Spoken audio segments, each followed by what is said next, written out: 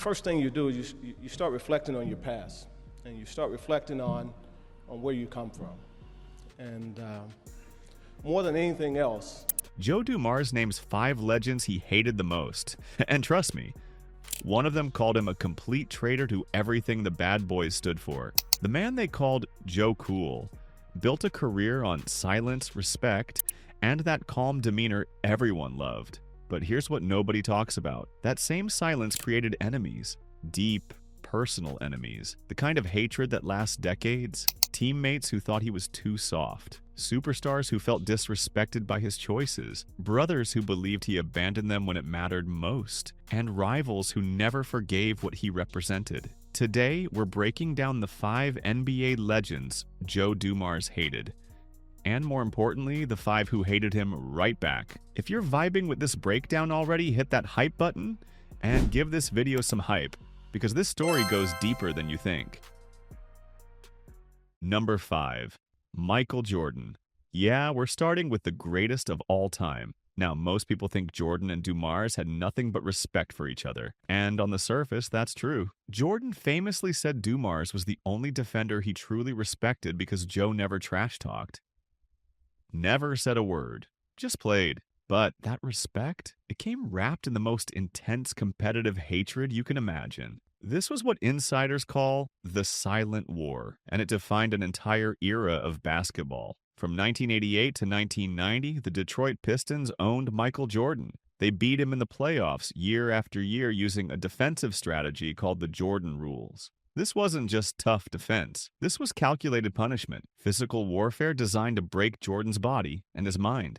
And Joe Dumars, he was the lead executioner. He guarded Jordan toe-to-toe, nose-to-nose, for 14 straight years. No breaks, no help. Just him and the greatest scorer in basketball history going at it every single night. Jordan hated the way Dumars defended him. He hated it because it worked. See, Jordan could handle trash talkers. Guys like Gary Payton or Reggie Miller who ran their mouths gave Jordan fuel. He fed off that energy and used it to destroy them. But Dumars never gave him anything. Complete silence. No emotion. No reaction. Just smart, suffocating defense that found every weakness Jordan had. It drove Michael crazy. There was nothing to push back against, nothing to use as motivation. Just a blank wall of efficiency that made him work harder than he ever wanted to. But the real hatred came in 1991. After years of losing to the Pistons, the Bulls finally swept Detroit in the Eastern Conference Finals. It should have been Jordan's coronation moment. The passing of the torch. But as the final seconds ticked off, the Pistons walked off the court. No handshake, no congratulations. Isaiah Thomas, Bill Laimbeer, and most of the team just left. Jordan took it as the ultimate disrespect, a refusal to acknowledge that the throne had changed hands. Even though Dumars stayed behind and shook hands personally, Jordan lumped him in with the villains. In MJ's mind, if you were part of that Pistons team, you were guilty. The silent war between these two was respect and hate existing in the same space. Jordan acknowledged Dumars made him expand his entire offensive game because this quiet assassin had too many tricks. But that same respect fueled a competitive fire that powered the Bulls dynasty for the next 7 years. Dumars was the enemy Jordan respected most, which somehow made the hatred burn even hotter. Number 4.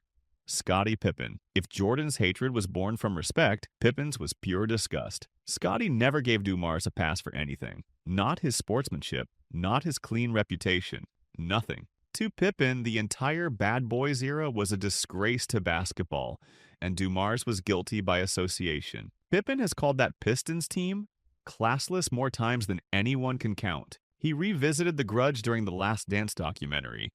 He brought it up in interviews years later. The man cannot let it go. The 1991 walk-off is the center of everything for Pippen. When the Pistons left the court without shaking hands, Pippen saw it as proof that Detroit was full of sore losers who didn't respect the game. And here's the thing, Dumars did stay behind. He did shake hands with the Bulls, but Pippen refuses to acknowledge it. In Scottie's mind, you cannot be half a bad boy. If you spent years as part of that system, if you benefited from all the dirty plays and physical intimidation, then you're just as guilty as the enforcers who threw the elbows. Pippen viewed the entire Jordan Rules defense as cheating. Not tough basketball, cheating.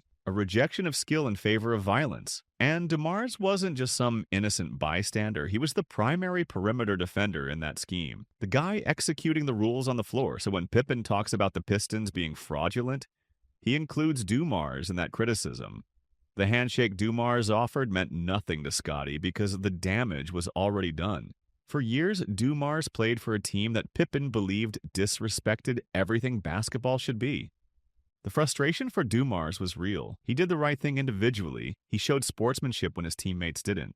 But the world grouped him with the villains anyway. Pippen assigned collective guilt to that entire era of Detroit basketball. If you wore the Pistons jersey during the bad boy years, you were part of the problem. No exceptions. That's the hypocrisy of reputation. The nice guy still carried the villain's stain. And decades later, Pippen's disdain hasn't softened one bit. To him, Dumars will always be a silent accomplice to one of the most classless moments in NBA history. Number 3, Isaiah Thomas. This one hurts because it's not about competition. It's about betrayal. Dumars and Isaiah were backcourt brothers. They won 2 championships together. They trusted each other on the court in ways most teammates never experience. But when the playing days ended and both men moved into executive roles, that brotherhood died. What replaced it was a Cold War built on silence and professional distance. The breaking point came during Isaiah's time running the New York Knicks. Those years were a disaster. Bloated contracts for losing teams, a sexual harassment lawsuit that cost the organization millions, public humiliation in the media. Isaiah was being torn apart from every angle, and the entire league watched it happen. And Joe Dumars, the man who was supposed to be his brother, said nothing. Not a word of support. Not a single public defense. In the NBA fraternity, especially between guys who won championships together, silence during a brother's public downfall is the same as betrayal. Isaiah felt that silence deeply. Here was the guy he'd gone to war with, the guy he trusted more than almost anyone, watching him get destroyed and choosing to stay quiet. Meanwhile, Dumars was being celebrated in Detroit. He won another championship as a general manager in 2004. He made 6 straight Eastern Conference Finals. Everything Isaiah touched turned to failure, while everything Dumars touched turned to gold. That role reversal created a psychological rift that never healed. The quiet partner became the gold standard, while the former leader became an NBA exile. But the final act of disrespect came in 2014. Rumors started floating that Pistons owner Tom Gores was considering Isaiah Thomas as a potential replacement for Joe Dumars. It made sense on paper. Bring back a Detroit legend to revive the franchise. But the Pistons front office, still operating under Dumars' influence, went on record to shut it down. They didn't just deny the rumor, they crushed it with what insiders called indisputable clarity.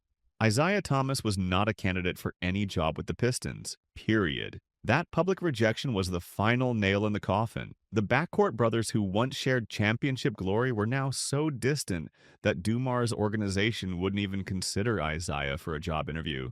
From shared rings to complete professional alienation. That's the story of how silence can destroy even the strongest bonds. Number 2, Carmelo Anthony. When Dumars became a general manager, his conflicts moved from the hardwood to the boardroom, and the biggest victim of that transition was Carmelo Anthony. The 2003 NBA draft is one of the most talented in league history. LeBron James went first. The Pistons had the second pick, and Carmelo Anthony, fresh off leading Syracuse to a national championship as a freshman, fully expected Detroit to call his name. Instead, Dumars selected Darko Milicic, an unproven Serbian big man who most fans had never heard of. Melo has called that decision a slap in the face, and he's never let it go.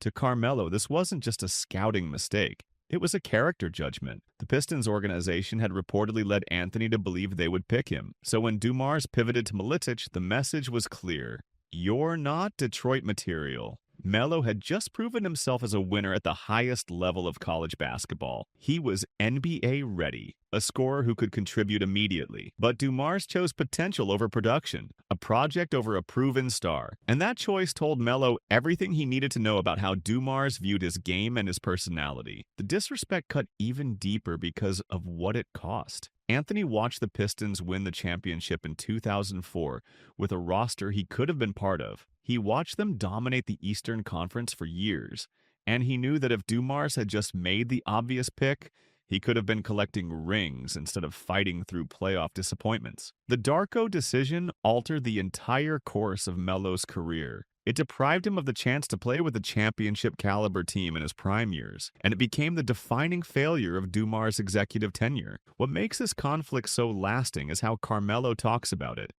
Even 2 decades later, he frames the decision as ego over logic. Dumars trying to prove that the Pistons system was more important than individual star power, that the team's defensive identity mattered more than having a generational offensive talent. Anthony felt like he embodied toughness and winning more than any other prospect in that draft, and Dumars told him no, not in private, in front of the entire basketball world. That kind of public rejection creates a hate that time doesn't heal. Melo still views it as one of the biggest slaps in the face of his career. Number 1. Rick Mahorn and Bill Laimbeer.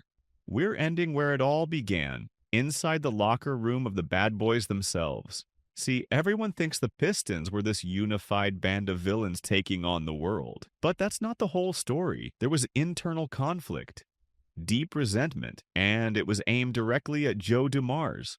Mahorn and Laimbeer were the enforcers of the bad boy identity. They embraced being hated. They built their careers on physical intimidation, dirty plays, and psychological warfare. The entire league despised them, and they loved every second of it. But Joe Dumars refused to play that role, and to the enforcers, that refusal was a betrayal. Laimbeer was perhaps the most hated player in the NBA during the late 80s. Tactical flopping, aggressive screens, an uncompromising style that made every game a war. Mahorn provided the muscle. If you came into the paint, you paid a physical price.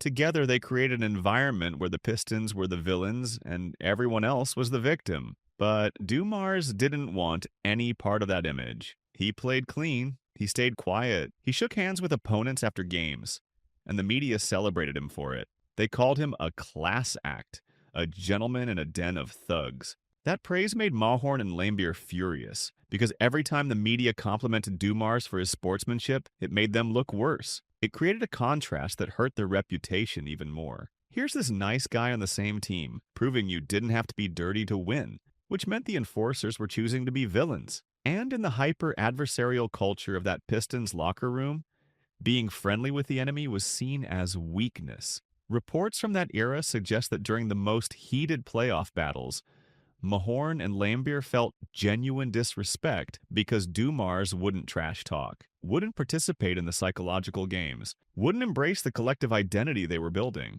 The enforcers believed that for the bad boys to truly succeed, everyone had to go all in. You couldn't have one guy staying clean while everyone else did the dirty work. They felt like Dumars was getting a free pass, building his reputation on their backs while they absorbed all the hate. Every hand Dumars shook with an opponent felt like a small betrayal of the wall they had built around the team. To Laimbeer especially, Dumars' sportsmanship was a form of elitism.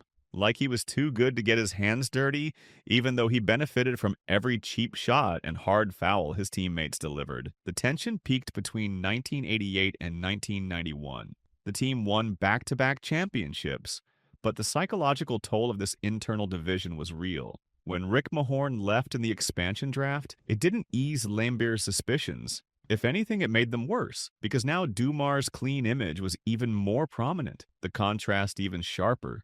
Laimbeer genuinely believed that Dumars' reputation was a luxury paid for by the enforcer's infamy, that Joe Cool could only exist because Bill Laimbeer was willing to be the most hated man in basketball. That's the irony of Joe Dumars' career. He was surrounded by people who protected him, enabled his success, and then resented him for not becoming one of them. The enforcers wanted him to be a villain. He refused. The result was internal disrespect that lasted long after the championships were won. Even in victory, there was fracture. Even in success, there was resentment. Because in the world of the bad boys, silence and class weren't seen as strengths. They were seen as a rejection of the brotherhood. So here's the truth about Joe Dumars. The man they called the nicest guy on the bad boys earned championships, respect, and enemies in equal measure. Every legend who crossed his path saw his silence as something else. Mahorn and Laimbeer saw betrayal. Carmelo saw disrespect. Isaiah saw abandonment. Pippen saw guilt.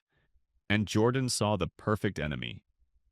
Dumars' calm demeanor was both his greatest weapon and his deepest curse. He won rings by refusing to play the villain, but that same refusal cost him relationships that could never be repaired.